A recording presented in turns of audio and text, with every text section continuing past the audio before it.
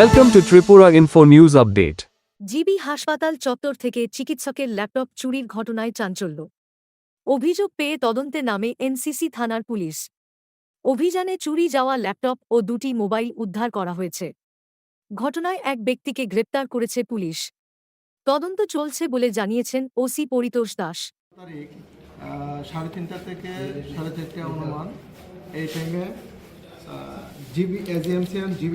GBP hospital থেকে একটা laptop office room থেকে চুরি হয়ে যায়।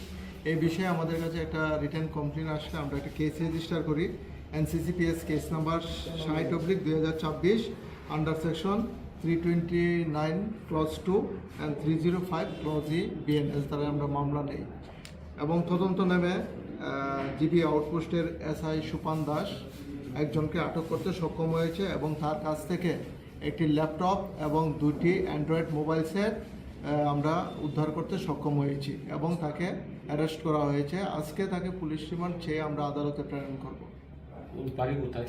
তার বাড়ি হলো বাড়ি ইয়েতে আপনার কুঞ্জবন কোয়ার্টারে থাকে। ল্যাপটপটা কাটছে। ল্যাপটপটা এখন আমাদের ইনভেস্টিগেশন চলছে।